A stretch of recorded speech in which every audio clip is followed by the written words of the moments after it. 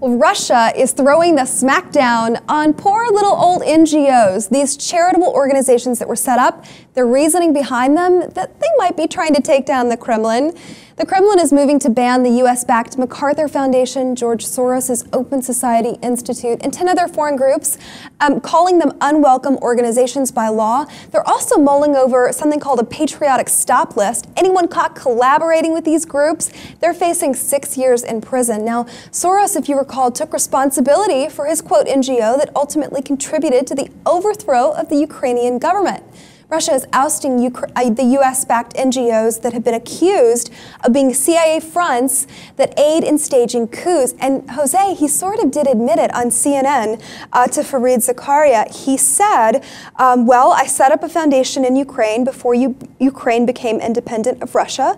And that foundation has been functioning ever since and played an important role in the events now. So he is admitting that he had an NGO that destabilized the Ukraine. So maybe Russia might be justified in this. Well, the mission of these NGOs is to promote democracy around the world, or the version of democracy of the owner of the NGO. The reality is that this comes from a moment that Russia is trying to crack down on any type of dissent, and going after these foreign organizations that bring new ideas to the country it seems like a logical step in their plan to curve down on dissent and making sure that there's no ideologies that are taking root in Russia. Mm-hmm. They have a horrific human rights track record. There's no question about that. They crack down on anyone that will speak out against the government. Alexei Navalny, for example, human rights leader, has been in and out of jail, repeatedly harassed.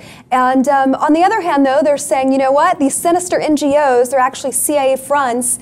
They're coming over here and they're trying to destabilize us, and we have to do something about it.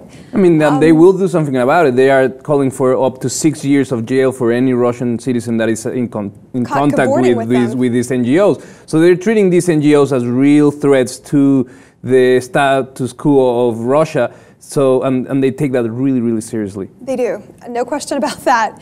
We'd love to know what you think. Is the CIA fronting in these NGOs, these fake NGOs staging coups? Is Russia justified? Or are they just being paranoid? Log on. Tell us what you think. Post your comments below. Can't wait to read them. While you're at it, be sure and subscribe to our channel, the LibTV2, for more.